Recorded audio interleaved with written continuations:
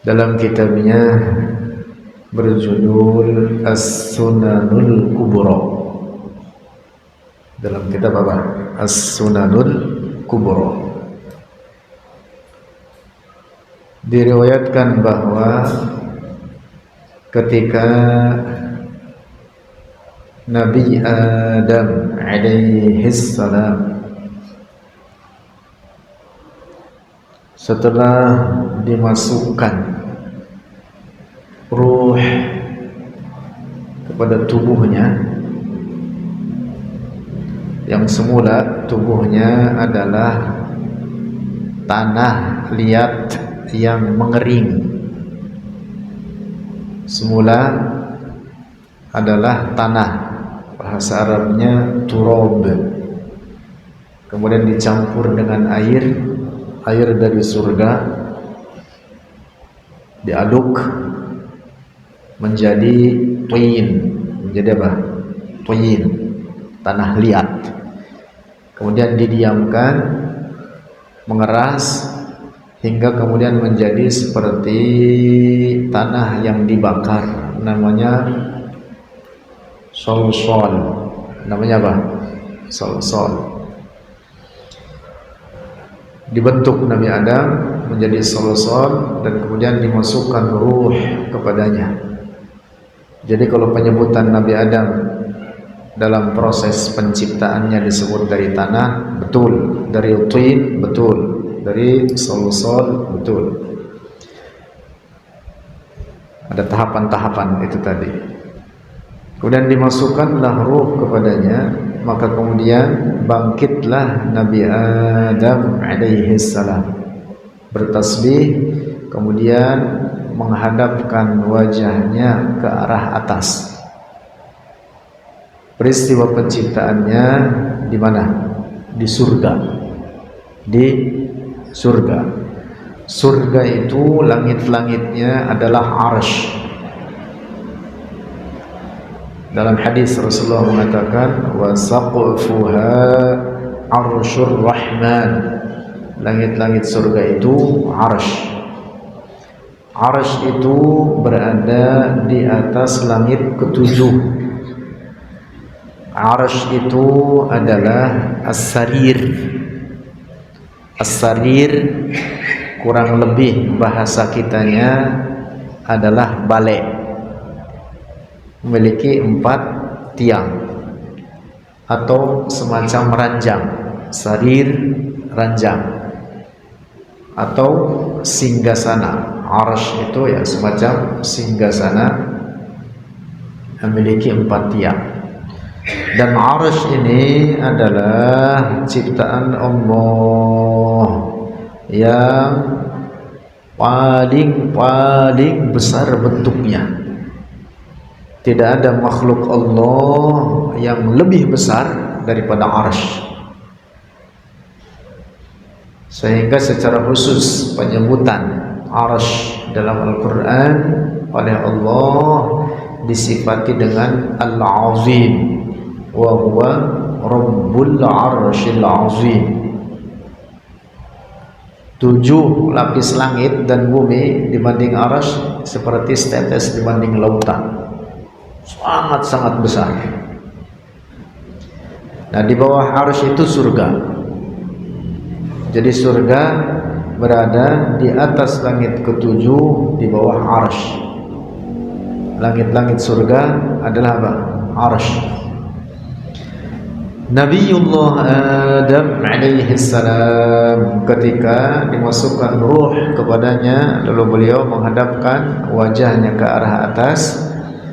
Nabiullah Adam alaihi salam melihat di tiang arsy memiliki 4 tiang. Tertulis di tiang arsy la ilaha illallah Muhammadur Rasulullah. La ilaha illallah Muhammadur Rasulullah. Hadis riwayat Al-Baihaqi itu tadi dalam As-Sunanul Kubra mengatakan lamma qtarafa Adamu al-khati'ata qala rabbi bihaqqi Muhammadin illa ghafartali.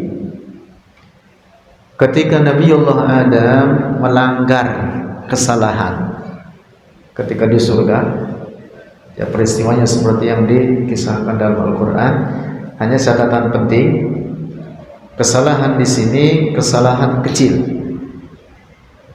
bukan kesalahan yang mengandung kerendahan jiwa, bukan kesalahan yang menjadi bukti si pelakunya berjiwa kotor, tidak. Tapi kesalahan sangat-sangat kecil dan tidak mengandung unsur kerendahan jiwa si pelakunya. Dan dari kesalahan tersebut pun Nabi Adam langsung bertobat kepada Allah, diingatkan untuk itu, untuk bertobat kepada Allah. Fatalaqqa Adamu min rabbih kalimatin fataba alaihi. Nabi Adam langsung bertobat. Jadi ini dasar akidah, keyakinan yang wajib kita pegang teguh, bahwa seluruh para nabi Allah terpelihara daripada dosa-dosa, daripada kekufuran, dosa-dosa besar dan dosa-dosa kecil yang mengandung kerendahan atau kekeruhan jiwa.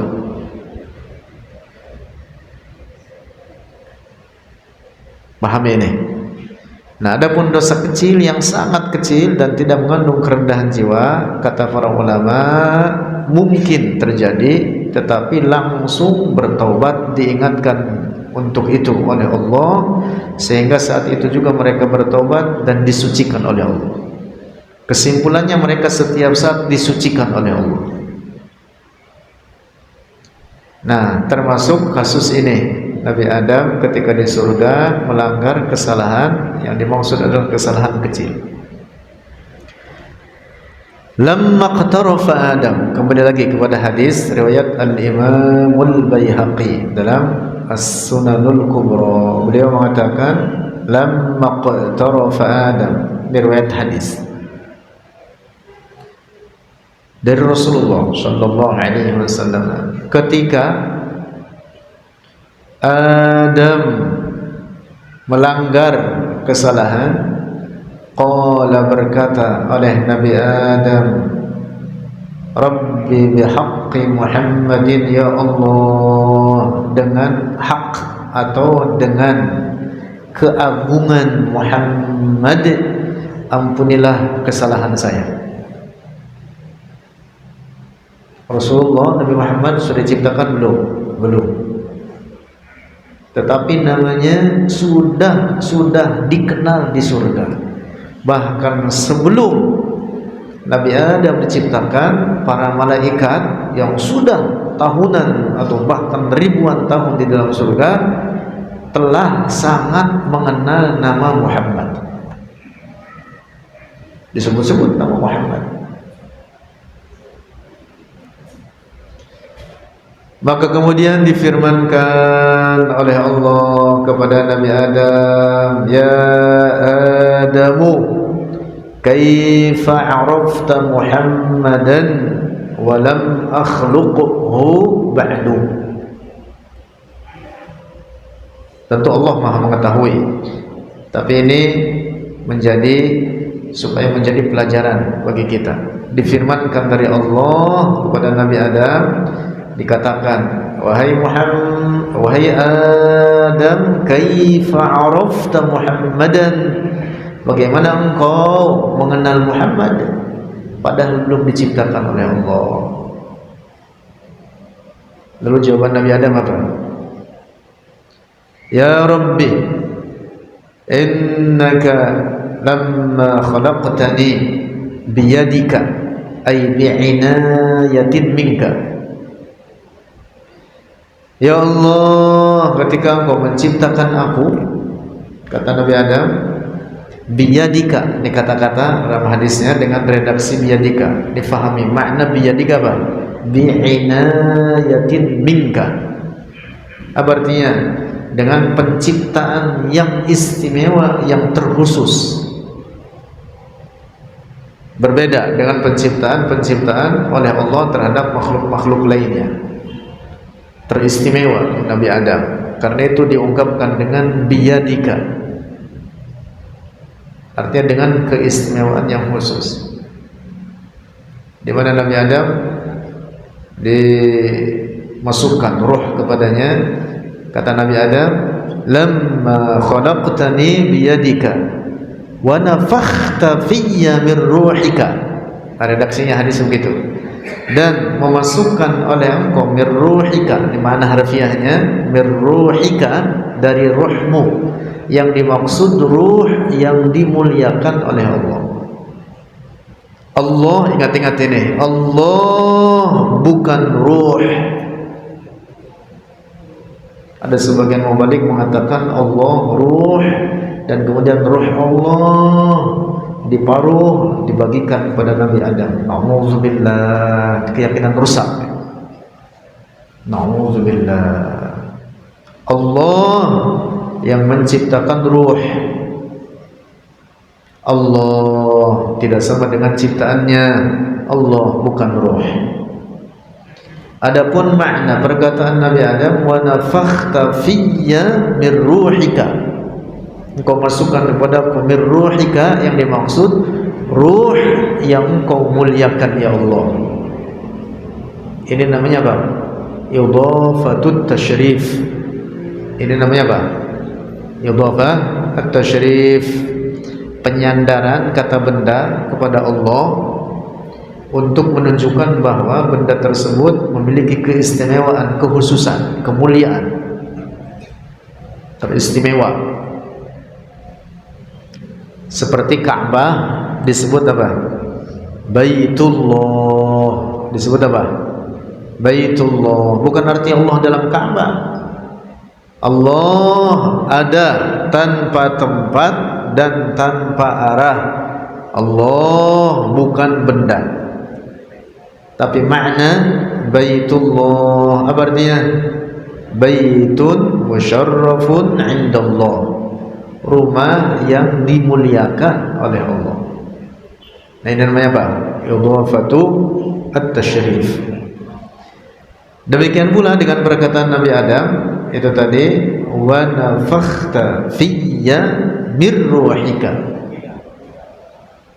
Yang dimaksud apa? Ruh yang diistimewakan, dimuliakan oleh Allah, dimasukkan kepada Nabi Adam. Lalu kata Nabi Adam apa? Rafa'tu ra'si, mengangkat oleh aku akan kepalaku. Fara'aitu ala qawaimil arsy maktuban la ilaha illallah. Maka aku melihat di tiang arsy, tiang arsy ada 4. Di tiang-tiang arsy aku melihat tulisan la ilaha illallah Muhammadur Rasulullah. Apa artinya la ilaha illallah? La ma'budu bihaqqin illallah. Tidak ada yang berhak disembah kecuali Allah. Muhammadur Rasulullah. Itu kalimat lengkap seperti itu. La ilaha illallah Muhammadur Rasulullah. Lalu kata Nabi Adam apa? Kata Nabi Adam, fa'alimtu annaka lam tudif ila ismika illa ahabbal khalqi ilaik. Kata Nabi Adam apa? Ketika aku melihat di tiang arsy tertuliskan la ilaha illallah Muhammadur Rasulullah, fa'alimtu, maka aku mengetahui annaka, bahwa engkau ya Allah lam tudif ila ismika, tidak menyandarkan, tidak menyandingkan di belakang penyebutan namamu ya Allah, illa ahabbal khalqi ilaik, kecuali mestilah ia itu makhluk yang paling engkau cintai. Lalu kemudian difirmankan oleh Allah apa? Difirmankan oleh Allah kepada Nabi Adam, "Shadaqta ya Adam." Benar engkau wahai Adam, "wa idz sa'altani bihi faqad ghafartu laka." Dan oleh karena engkau memohon kepadaku dengan perantara Muhammad, maka aku ampuni kesalahanmu. Masya Allah. Jadi Rasulullah sudah sangat viral di surga sebelum diciptakan. Jauh sebelum diciptakan, Rasulullah sudah sangat dikenal di kalangan para malaikat, Nabi Adam, dan bahkan seluruh para Nabi Allah telah mengenal nama Nabi Muhammad dan bahkan menyampaikan nama Muhammad tersebut kepada umat mereka masing-masing. Siapapun di antara kalian ketemu nanti ada utusan Allah, Nabi Allah, Rasulullah namanya Muhammad, maka berimanlah kalian kepadanya. Semua para Nabi mengatakan begitu kepada umatnya. Apa yang dilakukan oleh Nabi Adam dengan praktik seperti itu tadi? Itu namanya tawassul. Namanya apa? Tawassul. Tawassul itu artinya talabul wasilah. Talabul wasilah apa artinya? Mencari perantara. Nah, karena itu tawassul dalam ajaran agama kita, dalam syariat ini, dalam syarak ini adalah amrun mustahabbun, adalah perkara yang sangat dianjurkan. Sangat dianjurkan. Dan ada banyak model-model tawassul, salah satunya seperti ini. Ini namanya tawassul bizzawatil fadilah. Ini namanya tawassul dengan zat atau orang-orang yang memiliki kemuliaan, memiliki keistimewaan atau keagungan. Hukumnya boleh menjadikan seorang Nabi Allah atau seorang wali Allah sebagai wasilah kita kepada Allah. Disebut namanya dalam doa kita ketika memohon kepada Allah, ya Allah, dengan keagungan dan kemuliaan Nabi Muhammad, sampaikanlah segala maksud, cita-cita dan tujuan kami. Atau dengan nabi yang lain, atau dengan menyebut nama seorang wali Allah, misalkan dengan mengatakan, ya Allah, dengan keagungan Syekh Abdul Qadir Al-Jilani, sampaikanlah tujuan dan maksud saya, cita-cita saya. Boleh. Ini namanya apa? Tawassul. Namanya at-tawassul bizzawatil fadilah. Tawassul dengan zat yang agung, yang mulia. Itulah yang dilakukan oleh Nabi Adam bahkan sebelum penciptaan Rasulullah.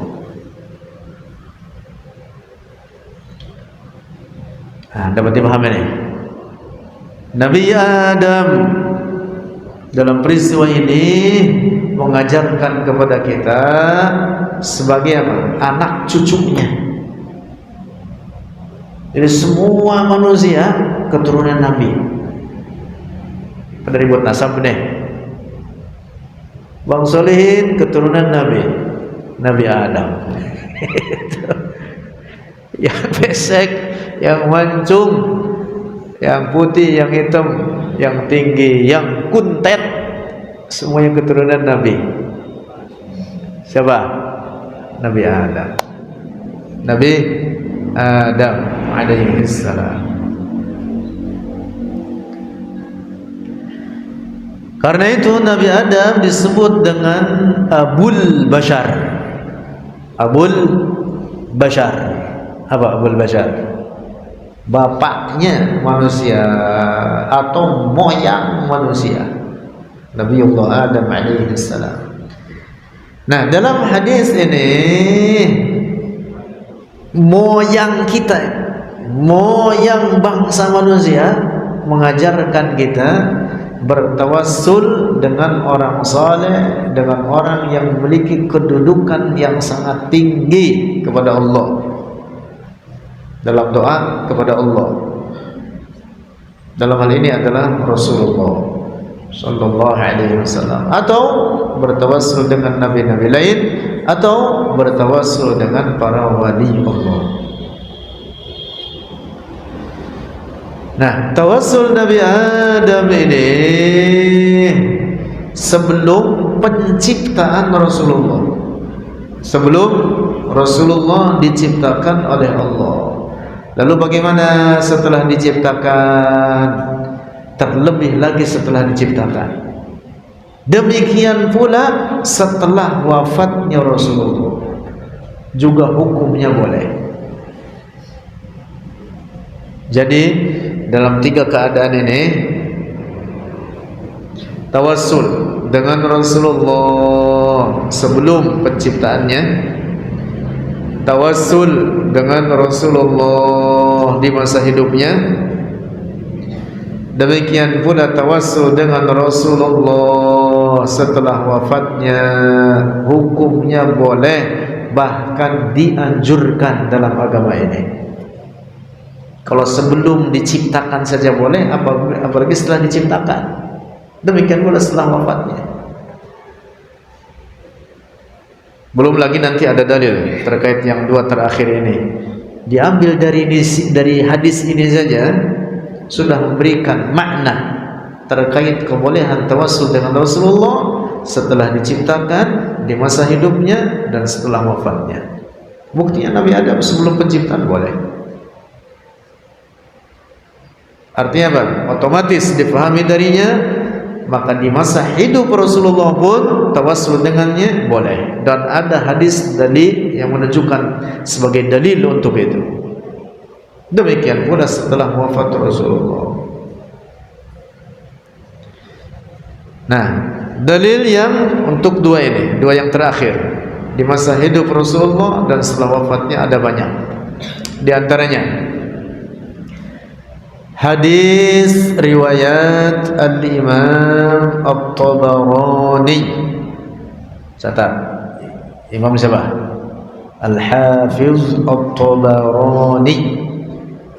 Baca ba-nya dengan fathah, At-Tabarani. Dalam kitab Al-Mu'jamul Kabir dan Al-Mu'jamus Shaghir. Juga diriwayatkan oleh banyak para ulama lainnya.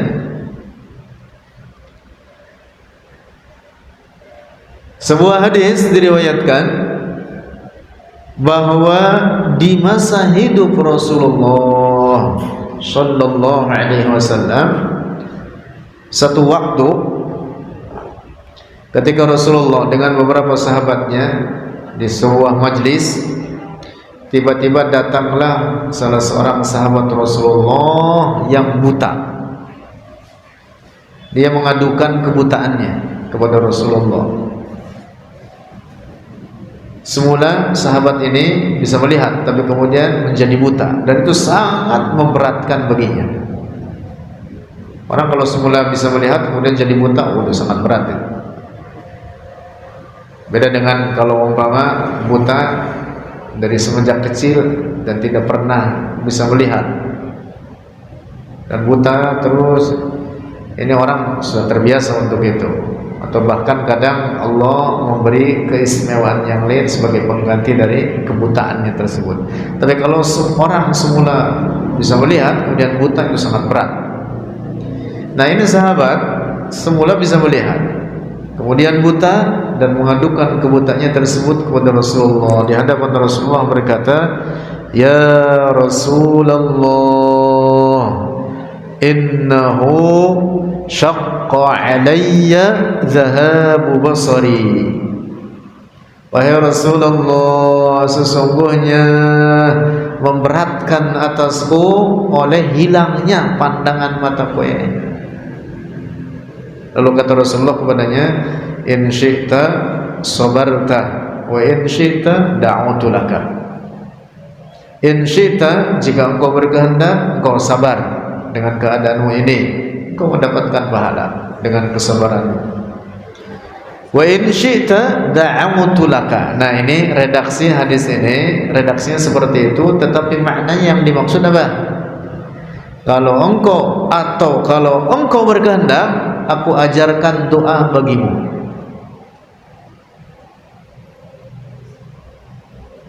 Ini makna yang dimaksud wa in syi'ta da'utu laka. Mengapa maknanya seperti itu? Oleh karena kemudian Rasulullah mengajarinya doa. Ketika sahabat tersebut mengatakan apa?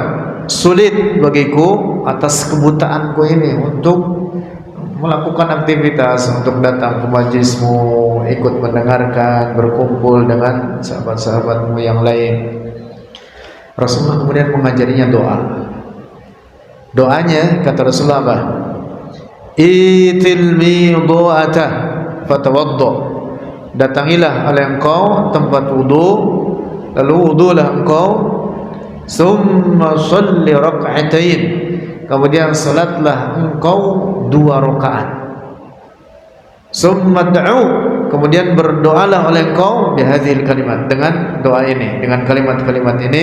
Rasulullah kemudian mengajarkan doanya apa? Redaksinya Allahumma, ini redaksinya Allahumma inni as'aluka wa atawajjahu ilaika binabiyyina Muhammadin nabiyyir rahmah. Ya Muhammadu inni atawajjahu bika ila rabbi fi hajati lituqdani. Allahumma fasyafi'hu fiyya. Kata Rasulullah, engkau baca doa ini. Nih, makna doanya demikian. Allahumma ya Allah, inni sungguh aku as'aluka, memohon aku kepadamu ya Allah, wa atawajjahu ilaika, dan berharap oleh aku kepadamu ya Allah, wa tawajjahu ilaika binabiyyina Muhammadin, dengan keagungan nabi kami Nabi Muhammad.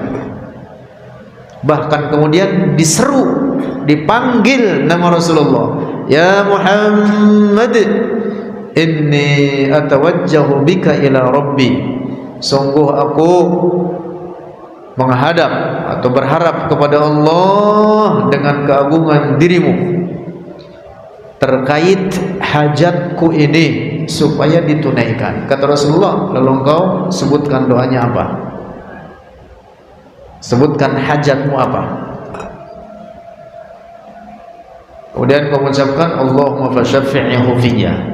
Ini sahabat yang buta kemudian keluar dari majlis Rasulullah, kemudian wudu, kemudian salat 2 rakaat, kemudian berdoa, tidak di hadapan Rasulullah tapi di luar. Di luar majlis Rasulullah. Mengapa? Karena di dalam doa tersebut ada kata-kata ya Muhammad, dan itu tidak boleh diucapkan di hadapan Rasulullah. Yang pertama. Dan yang kedua, redaksi hadis riwayat Imam At-Tabarani ini diriwayatkan hatta dakhala alaina ar-rajulu wa qad absar. Itu orang yang buta setelah melakukan apa yang diperintahkan Rasulullah, kembali datang masuk ke majelis Rasulullah dan sudah kembali dalam keadaan dapat melihat. Itu artinya dilakukan doa tersebut di luar, tidak di hadapan Rasulullah tapi di luar majelis Rasulullah. Dan itu doa mustajab. Tawassul dengan doa seperti itu mustajab. dengan bukti itu sahabat yang buta langsung bisa melihat kembali dan datang kembali ke hadapan Rasulullah. Isinya apa doa tersebut? Tawassul dengan Rasulullah di masa hidupnya, di masa hidupnya. Demikian pula ada banyak dalil-dalil lainnya terkait kebolehan tawassul seperti ini setelah wafatnya Rasulullah. Termasuk lanjutan hadis riwayat Imam At-Tabarani ini. Berikutnya ada hadis lain, hadis mauquf tapi sahih. Hadis mauquf sahih. Hadis mauquf itu apa? Masih ingat hadis mauquf? Wa ma adaftahu ila al-ashabi min qawlin wa fi'lin fahuwa mauqufun zuqin. Dari segi penyandaran saja hadis mauquf disandarkan kepada sahabat, disandarkan kepada Rasul dengan hadis marfu'. Hadis mauquf banyak yang sahih. Nah, dalam hadis mauquf diriwayatkan sahabat Rasulullah bertawassul dengan Rasulullah setelah Rasulullah wafat. Berdoa dengan doa yang tadi diajarkan oleh Rasulullah kepada sahabat yang buta. Juga beberapa hadis lainnya, dan kemudian turun-temurun dipraktikkan oleh para ulama dalam doa-doa yang disusun redaksinya oleh mereka dalam bacaan-bacaan salawat. Para ulama menyusun salawat-salawat yang isinya apa? Tawassul dengan Rasulullah hingga sekarang. Nah, jadi tawassul dengan Rasulullah, kesimpulan majelis kita saat ini, tawassul dengan Rasulullah dalam 3 keadaan boleh hukumnya dan bahkan dianjurkan, yaitu sebelum penciptaan Rasulullah, di masa hidup Rasulullah, dan setelah wafatnya Rasulullah. Ya Rabbi bil Mustafa balligh maqasidana. Ini namanya tawassul dengan Rasulullah. Ya Rabbi ya Allah bil Mustafa, dengan keagungan Nabi Muhammad. Al-Mustafa yang dimaksud adalah Rasulullah. Ya Rabbi bil Mustafa balligh maqasidana, sampaikanlah segala maksud-maksud kami, tujuan-tujuan kami. Dan redaksi semacam ini ada banyak dalam bacaan-bacaan salawat yang disusun oleh para ulama kita. Itu tawassul dengan Rasulullah setelah wafatnya Rasulullah. Wallahu a'lam.